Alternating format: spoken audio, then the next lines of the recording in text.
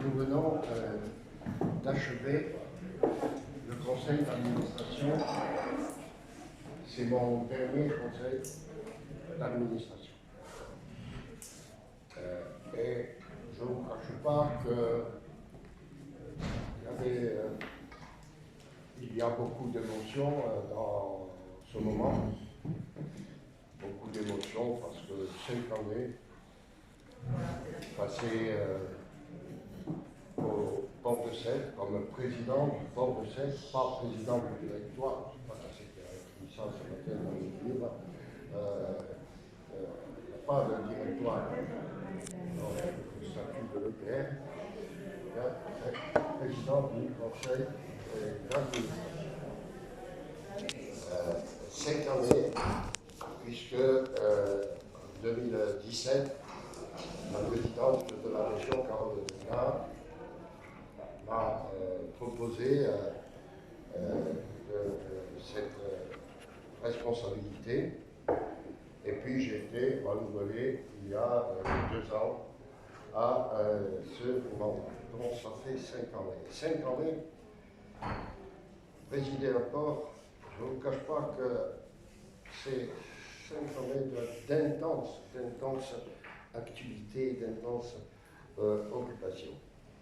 Et il se trouve, je le disais aux administrateurs, personnalités qualifiées ou élus personnalités qualifiées, il se trouve que pratiquement, en tout cas, je ne me souviens pas qu'un conseil, qu'une décision n'ait pas été prise à l'unanimité. Il y a peut-être une fois eu l'abstention, mais pratiquement j'avais de vote contre. Et pourquoi? Parce que ce port, je dis ce port, mais en fait c'est 3 ports. Port de commerce, port de pêche, port de plaisance, c'est 3. Ce sont 3 ports. 3 ports. Et bien, durant ces 5 années, en osmose avec la région et avec la présidente de région, avec Carole Delga, nous avons fait en sorte de conjuguer ces 2 termes qui me paraissent essentiels, développement et durable. Développement pour l'emploi, pour l'activité, et de ce fait, les chiffres sont là. Olivier Carvest, notre directeur général, vous en dira plus si vous le souhaitez, mais qu'il s'agisse du tonnage pour le port de commerce, qu'il s'agisse de l'emploi, du port lui-même, ou de l'emploi directement généré par l'activité portuaire, qu'il s'agisse du chiffre d'affaires. Depuis, et avant que je sois là d'ailleurs, c'est vraiment une croissance, et une croissance, mais une croissance d'un type nouveau, parce que j'ai parlé de développement à l'instant, et je parle durable à l'instant aussi. C'est-à-dire que conjuguer l'emploi, l'activité, avec l'axe majeur de la lutte contre le dérèglement climatique.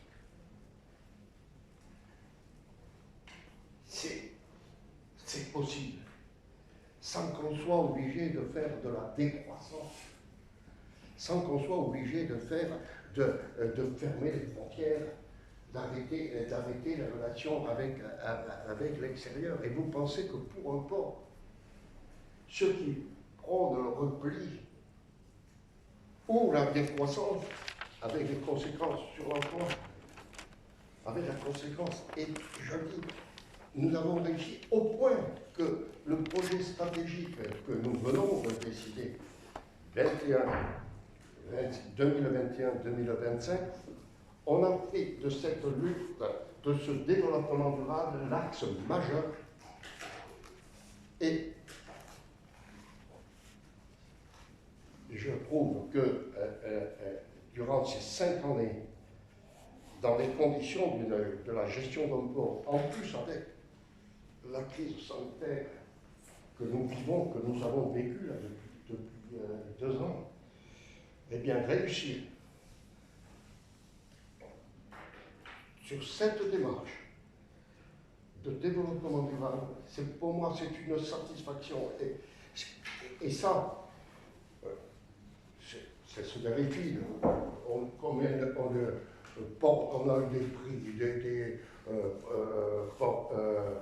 ports futurs, hein, le prix sur, par rapport à l'hydrogène. On a eu le prix de l'Académie de Marine sur la transition énergétique. Même la ministre de l'écologie, Guessou,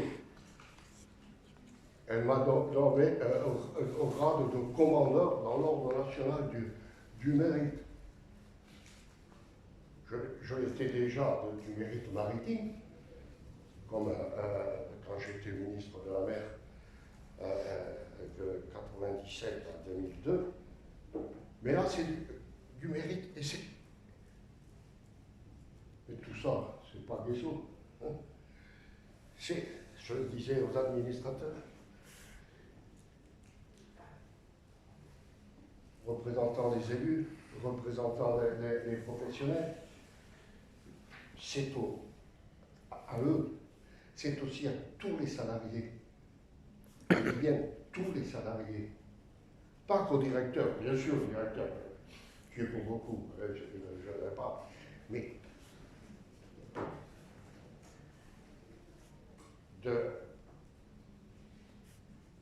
du bas de l'échelle jusqu'au plus haut. Et c'est vrai pour le privé, de l'apprenti jusqu'au patron, réussir à faire en sorte d'avancer dans cette démarche d'une activité au service, d'une activité où on passe presque du travail obligé au travail associé. Et si vous n'avez pas dans un port, avec tous les aléas quotidiens, quelquefois, dans la journée, 24 heures, vous êtes sujet à tout un tas d'impondérables, à tout un tas. Il faut réagir, il faut avoir une réactivité. Si vous n'avez pas cette démarche qui anime tout le monde, eh bien, je crois qu'on a quand même réussi. Et on a d'autant mieux réussi qu'on travaille avec un objet, une perspective, justement du demain et du lendemain, et même du plus loin encore. Tout à l'heure, on a même parlé non seulement de 2030, mais de 2040. C'est toi qui as évoqué cette possibilité, c'est-à-dire on regarde devant, on travaille avec cette perspective, avec cet objet, et au quotidien, on est sans arrêt en train d'essayer de régler, de trouver des problèmes. Je ne vous dis pas justement combien c'est occupant. Combien, là il n'y a pas de week-end ou y compris. Et alors, ça m'a amené, donc, quand je dis tous ces trophées qu'on a eus, c'est vraiment à travers nous, à travers le directeur, à travers le président, à travers mon premier vice-président qui représente Carole Delga. Eh bien, c'est vraiment, je veux associer, y compris avec des rapports humains, des rapports vraiment assez exceptionnels. Bon, bref, je finis là-dessus, parce que vous pourrez poser toutes les... Bref, je suis ému, et en même temps confiant. Si vous voulez, je pars avec vraiment ce sentiment que, alors vous direz, pour un cheminot, c'est pas compliqué, mais qu'on est sur de bons rails. Et voilà. Alors, en plus, j'ai insisté sur cet aspect aussi ce matin. Voilà. Gérer un port avec le souci que je voulais d'imprimer, un port dans une ville dans un port. J'ai dit et j'ai redit, c'est quelquefois repris, c'est comme un frère et une sœur. Un port dans une ville dans un port. À Sète, un port de Sète. Il est dans la ville. Et la ville, elle est dans le port. Et ça veut dire beaucoup, un frère et une sœur. Eh bien, ça veut dire qu'il faut, y compris dans votre action, que vous pensiez non seulement aux conséquences, disons, aux effets positifs, mais aussi des fois aux difficultés que cela peut entraîner aux uns et aux autres. Mais aussi, quelle vie, quel débordement, mais dans le bon sens du terme, dans le domaine de la culture, dans le domaine de la solidarité, dans le domaine. Or, le port de Sète, nous avons essayé, y compris là, nous avons présenté une exposition de peinture, puis il y a le Scala 7, où nous sommes totalement impliqués au Deuxaisons, et nous avons aidé, nous étions impliqués pour l'année, le centenaire de la naissance de Georges Brassens, et tout ça. Eh bien, je vous le dis avec confiance parce que je sens que c'est tellement bien engagé, tellement bien enclenché que, bon, je ne sais pas si vont me regretter. J'espère que, je le disais sans qui le citait par rapport à ce que j'avais dit en juin dernier. Je ne demande pas qu'on me regrette, mais qu'on pense que je n'ai pas fait trop de bêtises. Et en tout cas, voilà, j'ai tenu avec Didier Codorniou, qui depuis que je suis, et qui était avant d'ailleurs, est le vice-président du conseil d'administration, et avec Olivier Carmès, qui est le directeur général, qu'on nous envie d'ailleurs, et 31. Et alors, donc j'ai tenu à ce qu'on soit devant vous, que vous puissiez nous harceler de questions et essayer d'y répondre, puisque très prochainement, avec la présidente Carole Delga, nous aurons l'occasion de vous dire qui va me succéder. Qui ou quel, on ne sait pas. Hein. Et aujourd'hui, je vous dis le même, je ne sais pas. Il y a un calendrier. Et puis non, non. Si vous êtes venu pour ça, vous pouvez remarquer. Non. Pardonnez-moi, hein, je suis franc. Hein. Comme vous disiez que vous étiez très confiant, moi je me suis dit que vous étiez confiant aussi parce que vous saviez que quelqu'un allait poursuivre. Non, je suis confiant parce que je suis sûr que la personne qui me remplacera, elle sera bien. Donc vous savez qui c'est. C'est mon côté optimiste.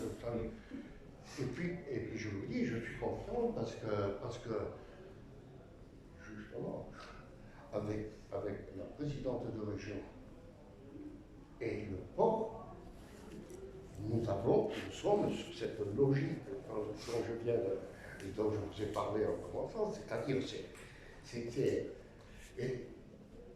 alors bien sûr, peut-être là autour de moi, certaines seront contents parce qu'ils auront pu leur à l'heure que je suis, parce que l'impatient que je suis, j'allais dire un mauvais mot, mais d'autres que moi l'utilisent, l'emmerdeur que je suis. Hein, et parce que des fois, il m'arrive, même toi, ça t'arrive de m'appeler la nuit et le jour, mais moi aussi, ça m'arrive d'appeler le secrétaire, de lui dire alors, peut-être certains ne me regarderont pas de ce point de vue, mais moi, je les regarderai. Parce que si je n'avais pas pu travailler dans les conditions, justement, de cette dimension de travail associé, eh bien, j'aurais eu quelques difficultés et j'aurais moins appris, c'est certain. Voilà, alors, est-ce que tu veux dire... Moi, j'en profite devant vous, hein, bien sûr, pour mettre... Non, avec beaucoup de sincérité, comme on l'a fait d'ailleurs sur ce conseil d'administration, saluer bien sûr le président sur son engagement durant les 5 années passées à la tête du conseil d'administration de l'EPR de cette Frontignan. Saluer l'ami, puisque depuis 2004, on a connu des jours heureux et de belles aventures avec Georges Frêche, avec Christian Bourquin, Damien Alary et la présidente Carole Delga, qui a compris très rapidement les enjeux de la croissance des ports de commerce, des ports de plaisance, de toutes les activités liées donc à la croissance. Je pense bien sûr à la pêche, à la conchyliculture, tout ce qui fait le corps de ce développement de port de Sète. Et c'est un peu ce qu'on a fait passer ce matin comme message, parce que quand vous avez la chance d'avoir un président charismatique, quand vous avez la chance d'avoir un président, parce que c'est toujours difficile de passer derrière un président. Et c'est vrai que voilà, donc Jean-Claude très rapidement a pris les marques et a donné de la force qui s'est traduite par des augmentations et de chiffre d'affaires et de tonnage. Là, bon, je pense que le directeur rentrera beaucoup plus dans ces ratios. Moi, ce que je voulais mettre en avant, c'est la fidélité, la loyauté, l'homme de réseau. Quand nous avons passé des moments très difficiles pendant la crise sanitaire, il a fallu rencontrer donc des ministres, des secrétaires d'État, le président de la République. Et Jean-Claude donc a toujours été un artisan de ces rencontres. J'ai le souvenir, notamment au Parlement européen, de faire des déplacements avec Jean-Claude Guessot. C'est toujours des grands moments, parce qu'en fait, toutes les portes s'ouvrent. Et c'est là où, moi, je le savais, mais par rapport à l'histoire de Jean-Claude, donc par rapport au fait d'avoir été un très bon ministre. Et donc, toutes les portes s'ouvrent, et c'est tellement facile de travailler avec lui. Et on a salué le binôme, donc, bien sûr, avec le président, avec le directeur, parce que derrière Jean-Claude, il y a une équipe d'hommes et de femmes. Et ça, donc, Olivier en parlera mieux que moi.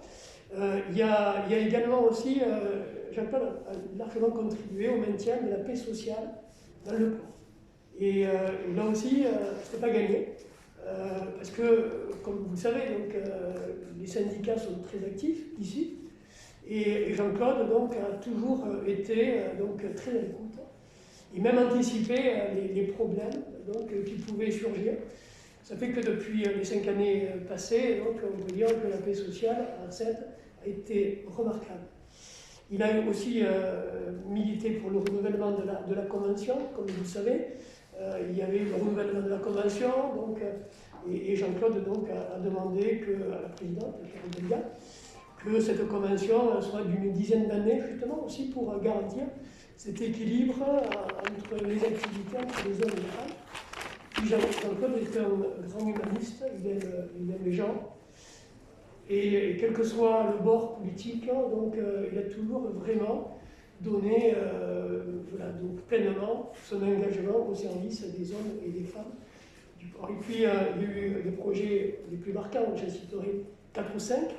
Et puis donc, sur les 4 ou 5 projets, le Mont Masselin en 2015, le quai H en 2016, le quai Mayol en 2017, le casier de nouveau terre-plein dans l'Azima en 2017, et puis cette plateforme ferroviaire en 2021. Je pourrais en continuer d'autres. Puis voilà, donc Jean-Claude a impulsé, et la présidente, donc, quand ce sera le moment, hein, donc, viendra aux côtés de Jean-Claude pour présenter donc, la personne qui donc, continuera le relais, puisqu'en même temps, dans notre vie, hein, nous sommes tous que de passage. Mais c'était un passage remarqué, donc moi, je vous disais, depuis 2004, j'ai eu la chance de connaître donc, des hommes et des femmes de grand niveau, de grand intérêt, et Jean-Claude fait partie voilà, de mes fidèles amis.